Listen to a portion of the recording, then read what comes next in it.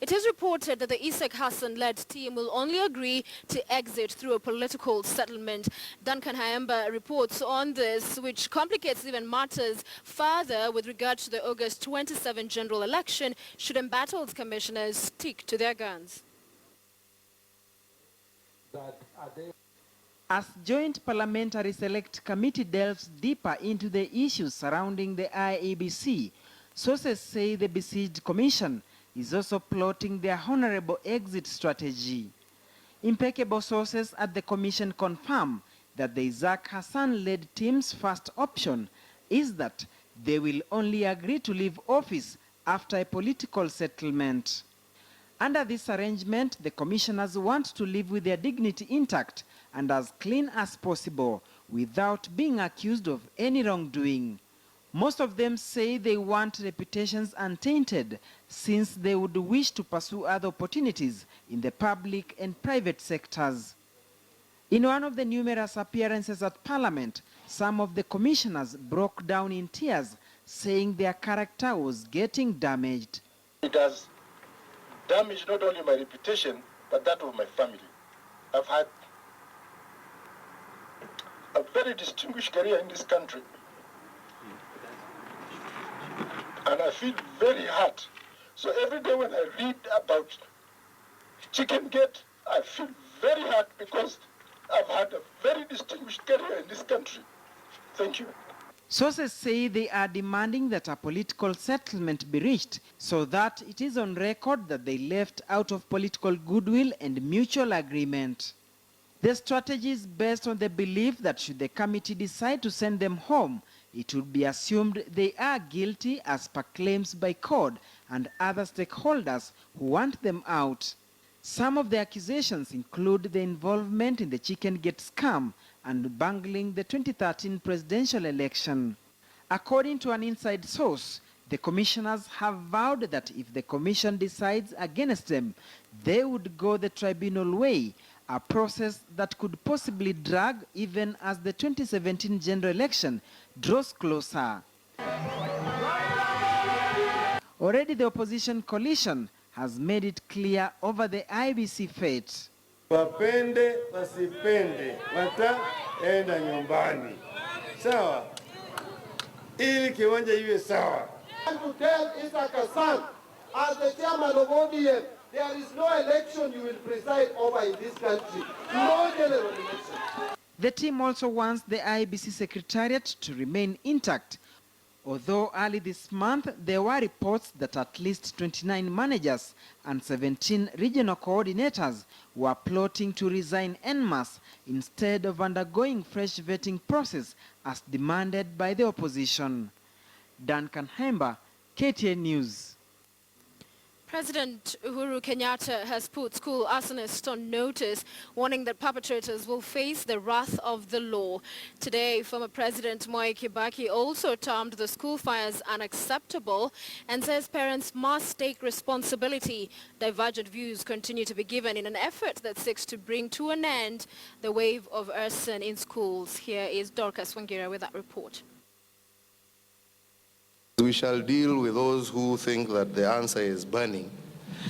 Watajua dawa ya moto ni moto, lakini pia we also as parents, as teachers, as guardians must also recognize that we must allow our children to breathe.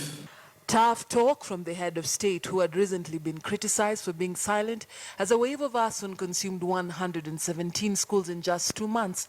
The president, speaking in Nairobi at the graduation of more than 2,000 youth trained in financial and entrepreneurial skills, also apportioned the blame to parents. Even as we deal with that, we also have to ask ourselves, what is, at the bottom of this, and start to try and deal with some of the challenges. Exam pressure brought upon by parents like some of the ones who are here. You must have an A. If you don't have an A, don't come home. Sentiments echoed by former President Mwai Kibaki speaking at Sarai Boy Center. Kibaki wants parents to take full responsibility for the conduct of their children. In recent times, fingers have been pointed at cartels, facilitating and manipulating the KCSE examinations, as well as the reforms being implemented by the Matiang'i administration as the reason behind the fire. The blame game has taken a back and forth dimension from students to teachers to non-teaching staff to the school administration to the society and to the parents. Going by the president's word, students and teachers, colluding with them arraigned in court, are at the front line of the receiving end. Many parents will have to feel the cost of rebuilding the schools. The pressure to perform, however, many students say, equally comes from the entire education system and society's expectations. We couldn't go to the dorms till 10. That really affected us. We couldn't even have time to take shower. As you go from class 10 to a dormitory, you are so exhausted. Tunaogopa hata tunashindwa. Tuweke watoto nje wasomee hii mashule ya nje. NGOs in Kenya want each and every stakeholder in schools to ensure that high levels of disciplines are maintained in our schools, to ensure that such cases of arson should not be witnessed again. And as government, as parliament, we are behind CS Matiang'i in bringing reforms to the education sector. Matiang'i amesema ile pesa serikali inatuma hapa, it must be accounted for. Milo Boys Friends High in Webuye is the latest school in the line of fire. 3 students arrested over a fire triggered by the death of a student allegedly beaten by a teacher. Even though the education CS says the affected schools are a minor fraction of the country's schools, several leaders want the fires declared a national disaster. Dorcas Wangira, KTN News.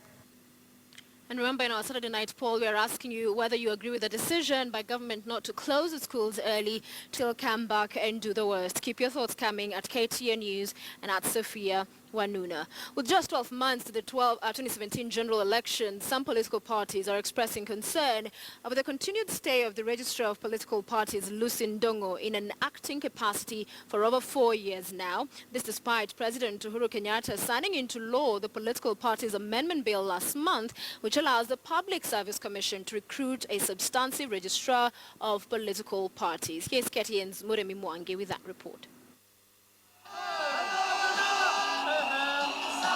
With the momentum of the 2017 campaigns pointing to fierce contests for all elective posts right from the political party's nomination stage, the spotlight is yet again on Registrar of Political Parties Lucy Ndongo, who is now in an acting capacity for the 4th year. She has no actual mandate in discharging the functions of her office, because she's also watching her back to see whether she will eventually get a confirmation. From the Jubilee point of view, we have had no serious reasons to cast aspersions on the holder of that office, Madame Lucy Ndongo. She has performed beyond what we would have expected of someone holding an office in an acting capacity. Last month, President Uhuru Kenyatta signed into law the Political Parties Amendment Bill, which now requires the Public Service Commission to nominate the registrar and deputy registrars of political parties. But Clause 34 of the Act now directs that the recruitment should commence. Section 34A talks of when a vacancy arises in the office of the registrar of political parties. So the challenge is who determines when a vacancy arises? If that office is dysfunctional, if that office is not independent, then it affects the entire management of the electoral process, because that's one of the offices in the entire cycle of management of elections.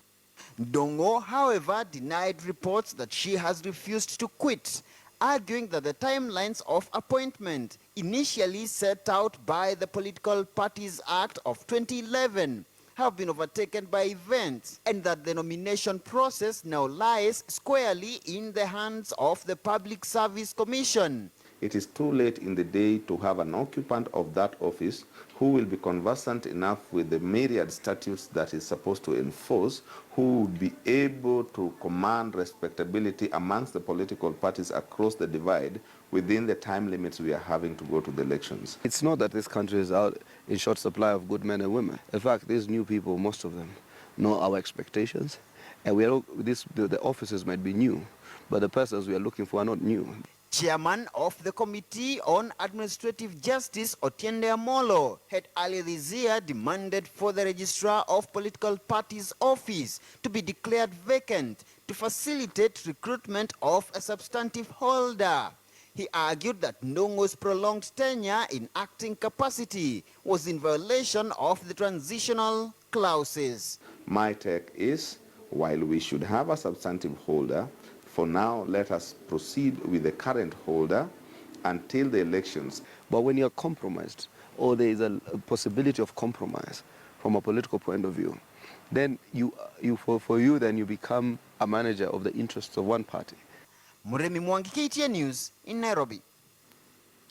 Deputy President William Ruto is urging Kenyans to join the newly formed Jubilee Alliance and shun tribal politics. The Deputy President, who was a chief guest at a fans drive in Lake Salai Secondary School, said time has come for small parties that have like-minded agenda and manifestos to fold up and join a bigger umbrella. Jubilee Party has already presented its memorandum to the President and his deputy, with New Ford Kenya Party already dissolved to join the new outfit. Tumechukua report ya kuunganisha ile vyama yote karibu 13 ambayo tuliundia serikali ya Jubilee ikiongozwa na TNA na URP na New Ford Kenya na UDF na ile basi ya Kiraitu na ingine GNU na wale wengine wote New Ford Kenya na New Ford People. Hiyo vyama yote sasa tumekubali tutaunganisha iwe chama moja ya Wakenya wote. 2017 tunashikana sisi wote kwa nyuma ya Mheshimiwa Uhuru Kenyatta. Ni kweli ama si kweli? 2022 tunashikana hivyo hivyo nyuma ya president wetu wakati huo His Excellency William Ruto. Ni kweli ama si kweli? Mimi mmesikia jina yangu ni ya jamii ya Kikuyu na mmesikia njusi kuna mmoja wetu ambaye alisema ati hatutaunga mkono William Ruto 2022. Mimi nimuulize watu wa Rongai, mshawaiona soko haina wazimu? You're watching Weekend Prime here on KTN. Because they have been away from them for a long time. It's their lifestyle and these quick foods. Watoto wa siku hizi wanapenda sana hii maneno ya chips, sijui nini, sijui ni kwa nini. Wanakula starch mingi, protein wamejaa, mafuta. The snacks like chips and all that, the burgers and the rest. Hizo junk food zinafanya wanone hivyo. We are what we eat, and the number of overweight children who make up almost 30% of clinic visits in an urban setting could reflect this. What then, as a viewer, do you feed your family? I usually feed anything that's fit for human consumption. Kidheri, ugari, alafu mchele, then you mix with vegetables. Cassava also, and sweet potato sometimes I interchange, but bread and mandazis most of the time. Mostly I take vitamins. Keki, na wanakunywa chai wakienda shule, na anabeba kitu. Saa zingine huwa wanakula sausage, na saa zingine kawaida wanapikiwa mayai ili waweze kuwa na balanced diet. Nutritional care starts right from pregnancy. Right from birth, like I said, we practice exclusive breastfeeding. So when we get to 6 months, until they are toddlers, we teach them what is healthy eating. So whatever you introduce to your child, you have to be conscious that this is what we call healthy foods. We don't introduce your child to sweet tastes or salty tastes at an early age. Why then is it that we are worried about obesity, especially from such an early age? It lays the foundation for medical problems later on in life. So issues of diabetes, hypertension, cardiovascular diseases, then they start cropping up, and we are seeing also an increase of that in the adult population. But in an urban setting where the middle class is almost a lifestyle, a sedentary life, and buying foods from a supermarket is the norm rather than the exception. Watching one's weight go up is almost literal. But if we have to buy what is processed, then we get into the habit of reading labels. Nowadays, more and more foods are labeled, and there is nutrition information on the labels on what is contained in those foods. So if you are able to read through, look for, if you are buying flours, look for what is labeled as fortified. In conclusion, you cannot say that your baby likes a soda or like biscuits because they were not born knowing that those things exist. It is us who introduce them to them. A parent should not use food to comfort their children or reward them, as children pick this up and learn to reward themselves too with foods, and their weight will just keep increasing. Dr. Mercy Korir for Health Digest, KTNU. And as one of our viewers tonight, Richie, is saying, if you do not have home-cooked meals for kids, obesity will definitely continue. Now, they worship together far away from their motherland, Kenya, and they are daring enough to build a cultural center on their 14-acre parcel of land in the U.S. Tonight, on Daring Abroad, Alex Temwada speaks to Kenyan worshippers of the Trinity Episcopal Church in Pennsylvania.